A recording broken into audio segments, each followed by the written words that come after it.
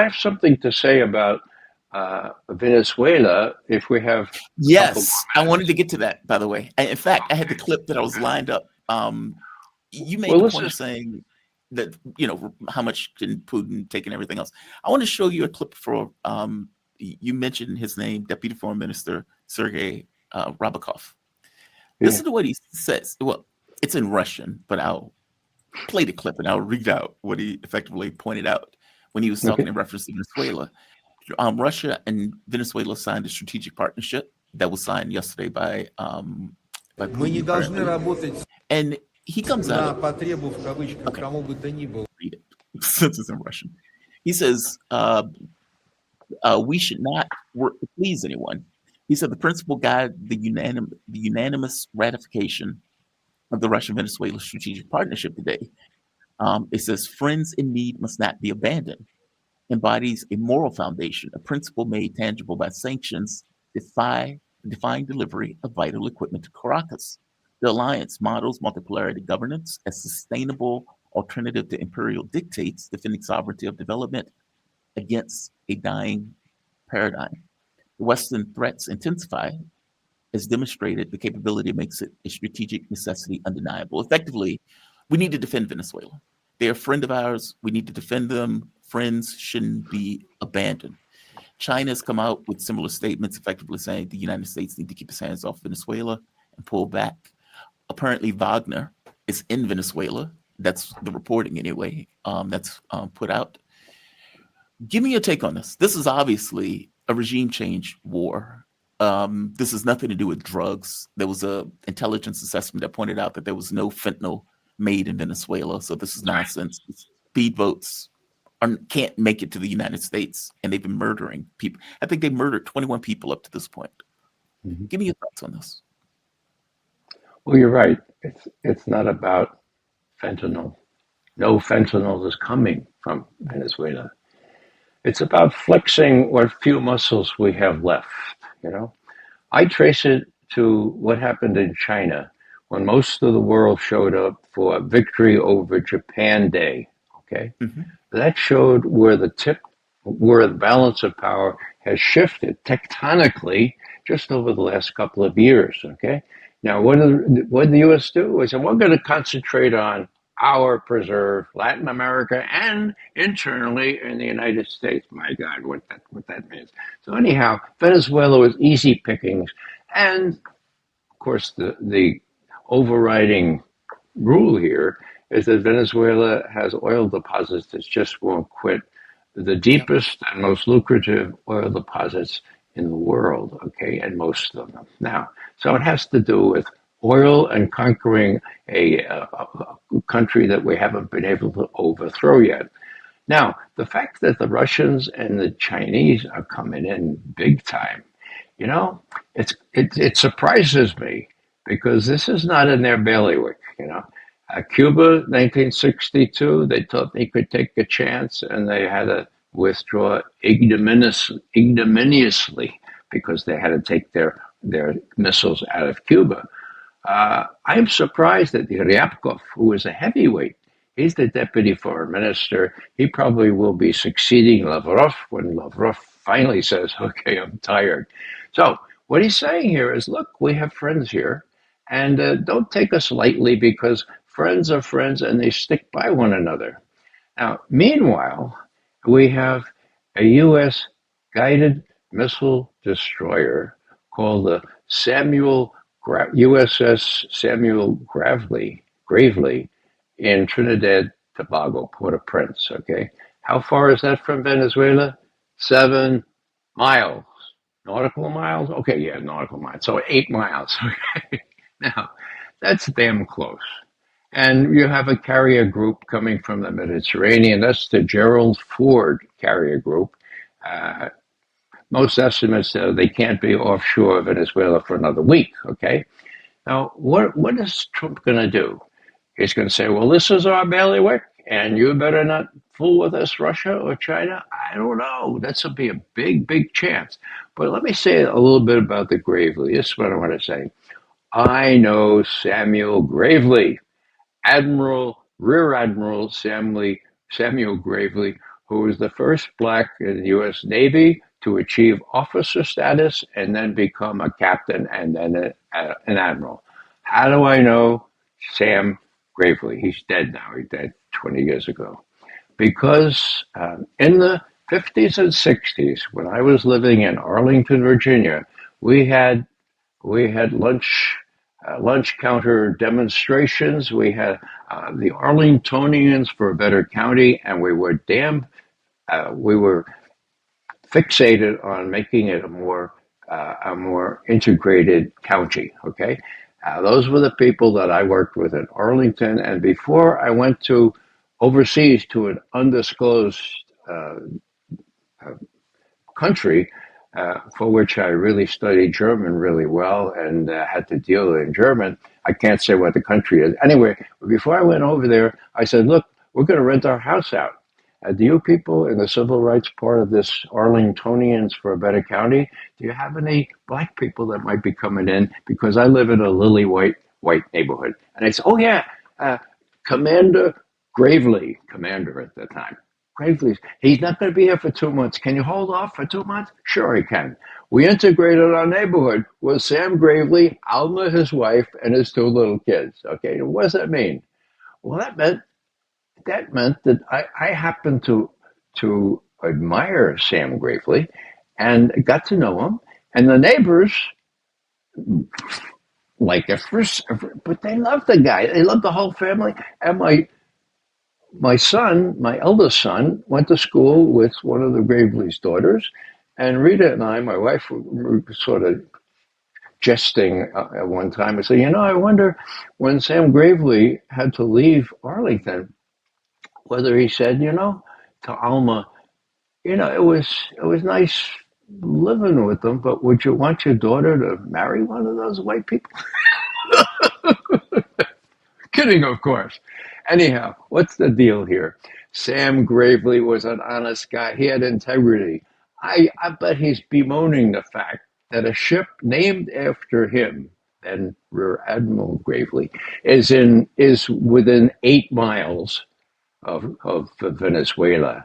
And I will point out one other thing, and that is the only top Navy official who used to be head of South Command, okay? He quit. He quit just after a year or so in business. Why? Well, it's clear. He didn't want to be part of suppressing the people in Venezuela, and he was against hitting and killing these people without any prerogative, without any congressional blessing, without anything at all, okay? So he quit. Now, did anybody give much publicity? No, but we're going to try to stir up the publicity. My point is, he was black, okay? So was Gravely. These are the people with guts. And since Dr. King is one of my heroes, and since when I was teaching, I always use this part of the letter from the Birmingham City Jail, I'm going to take 1/2 more minute to recite the Please. passage that I think speaks loudly, and that is this. He was talking about how you fight injustice, Dr. King. Here it is. Like a boil, it can never be cured, but must be cut up with all its pus-flowing ugliness to the natural medicines of air and light, so too injustice must be exposed with all the friction its exposure creates to the light of human conscience and the air of national opinion before it can be cured. Now, what I've been suggesting with respect to those troops that are off Venezuela is that we get all kinds of big microphones and we send out all kinds of sailboats and stuff and we bullhorn, cesse la opresión, taking a leaf out of Bishop Romero's speech there where he tell these people, these are your people. Huh? The Navy is now integrated. The Navy has about 25% black people, Hispanic people, people who know Spanish. So get those bullhorns out there. Say, cese la opresión. This is what you have to cease the oppression. Now, that may work, may not work, but at least we'll be doing something. So I just wanted to tell you the story about Sam Gravely, a guy with integrity, the first black to make it real big in the Navy, and so they named the ship after him. And now the supreme indignity that this ship, I'm sure against Sam's will, is Roll being against used the to try to intimidate the Venezuelans to let us steal their oil. So, anyhow, thanks for It's letting me also explicate that. no, I love those stories. It's also pretty wild that the military is not even being paid, and yet they're using. Meaning, it's more breathtaking than that. The government has been shut down for what, over a month. The military is not being paid, and yet the U.S. still finds it pertinent to overthrow another government using "quote unquote" drugs, kind of like they did in Panama, as a pretext to do so. I find it to be pretty astonishing. Yeah, let It me just try to explain. I mentioned the meeting in Beijing. That was Mhm. clear for the whole world to see that we were becoming a second-rate power. Now, what happens when the U.S. suffers a reverse like that?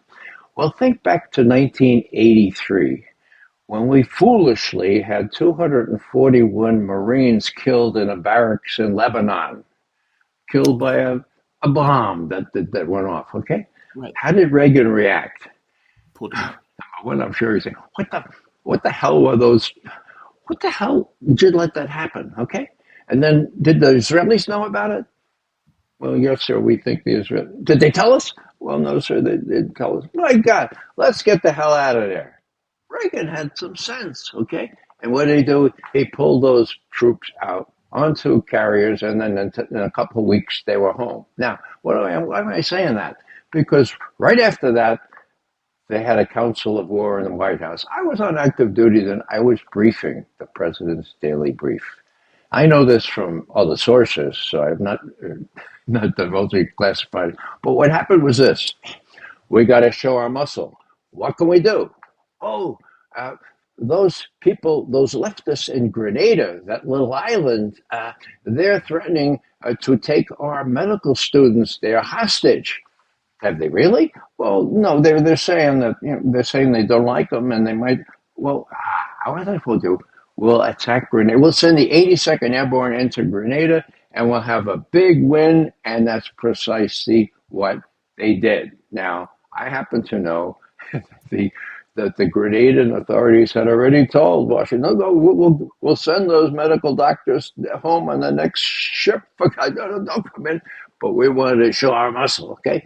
So the parallel is there. When the U.S. Suffers a major defeat, as it did with all those people gathering in Beijing, and then it has to come back and say, well, we're gonna do what we want in our own hemisphere and in our own country, my God, using the military in our own country. Well, that's a defensive reaction just to show our muscle. And of course, Venezuela has a lot of oil. We're trying to get it for a while. So we use this pretext of non existent fentanyl coming from Venezuela. And, people need to be educated on this. And that's why I'm so glad that you brought these things out, Jamal. People don't know these things, and they need to know them because, the next thing you know, the USS Gravely is going to be gravely involved in the epitome of injustice, shooting those guided missiles off into Venezuela. And I'm sure Sam and Alma and their children will be scratching their heads up where they are now and say, my God, don't use our name on that kind of ship.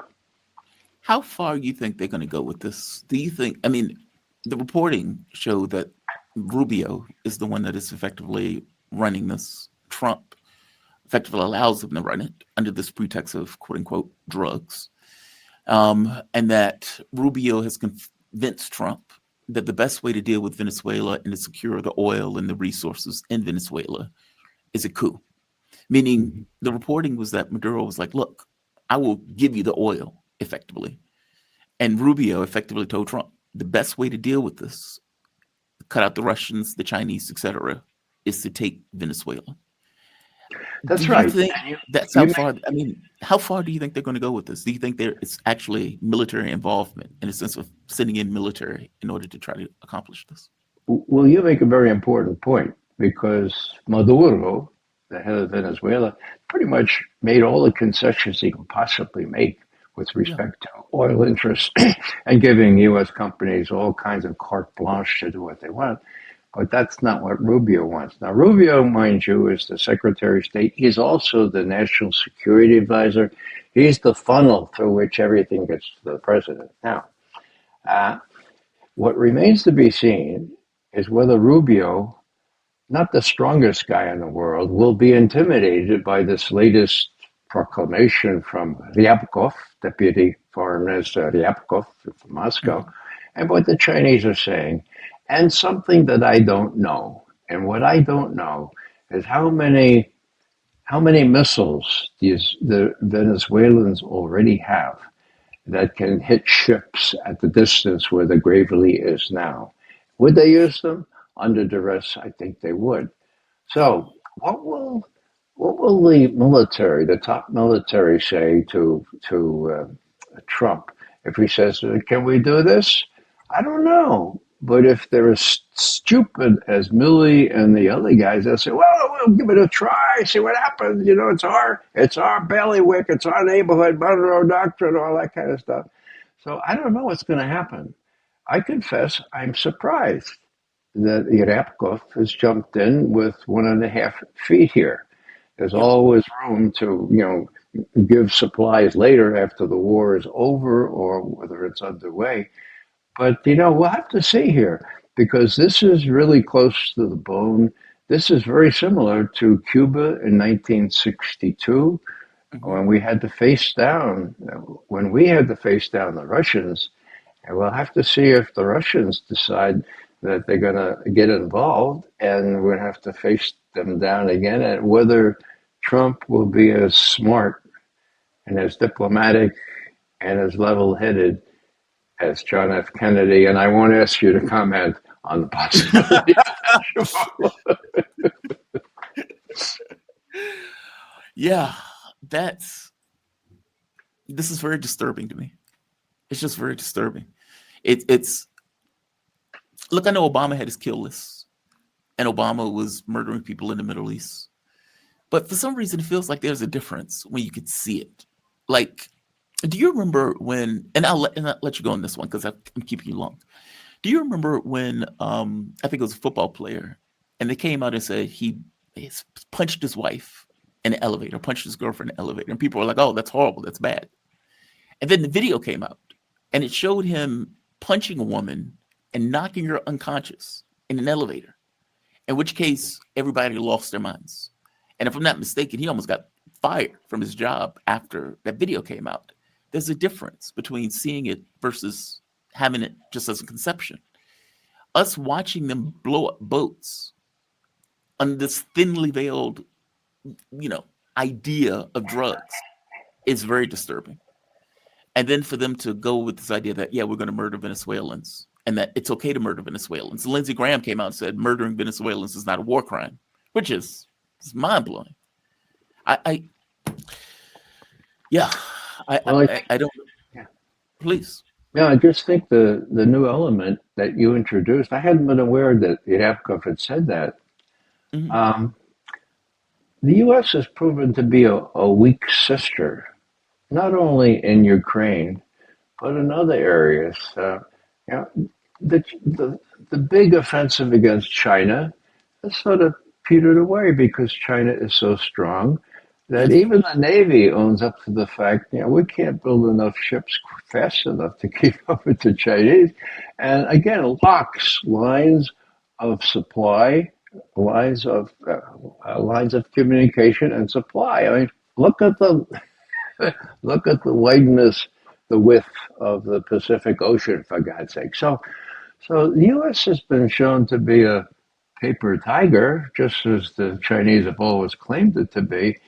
But how Trump, in his unpredictable, irascible, uh, nativist kind of reaction, will react is something that we have to monitor really closely because most Americans have been brainwashed to think, well, it's okay to do these things because the media gives them the idea that, well, yeah, fentanyl. Well, I had a cousin die of fentanyl. Oh, but nobody knows there's no fentanyl coming from Venezuela. This is something completely different. So, Jamal, I think you're one of those guys that Dr. King referred to when he said you have to open the boil with all its pus flowing ugliness to the natural lights of air and light. And so I compliment you on that. And thanks for letting me have my say here. These are Absolutely. really perilous times. And what we need is precisely what we do have on the Russian side, a cautious, perspicacious guy who is not going to let Yerapko or anybody else do something really, really, really uh, out of this world, but is trying to warn Trump that, look, this is a worldwide thing now. The tectonic shift in relationships between the United States and Russia and China has changed. What you now have is what we used to have is kind of a triangle that was equilateral, like, Yeah. China, Russia, Right. US. Now it's isosceles, if you remember your geometry. Uh, Here's Russia, here's China, here's the US in terms of power projection. And whether they're going to do what we all fear they're going to do with respect to offshore missiles from the USS Gravely or worse, a ground invasion, I just don't know. But I'm sort of interested in the fact that Putin has allowed Yapkov to say, look, think twice about this. I think the Chinese have capabilities as well, not only with the missiles they've already sold to Venezuela, but also they could say, look, Mr. Trump and Mr. Navy, we could stir up all kinds of trouble in the South China Sea or the Taiwan Straits. Sorry, I need to sneeze. Don't push us to that. I Yeah. guess I'm about to sneeze and you're about to be sick of me, Jamal. Thanks for giving me so much time. Oh, of course, Ray. I mean, look, I appreciate you joining me. I appreciate your insight. No, I deeply appreciate you joining me as a guest. Ray McGovern. And let me give you a bio. Ray McGovern. He's an American political activist, former Central Intelligence Agency officer. McGovern was an analyst, CIA analyst from 1963 to 1990, and in the 1980s, chaired the National Intelligence Estimates and participated in preparing the Presidential Daily Brief. Ray, you have a fantastic rest of your day, man. Thank you for this. Thank you, Jamal. You Good be luck. safe. Bye bye. All right. Shout out to Ray McGovern for that. Yeah, shout out to Ray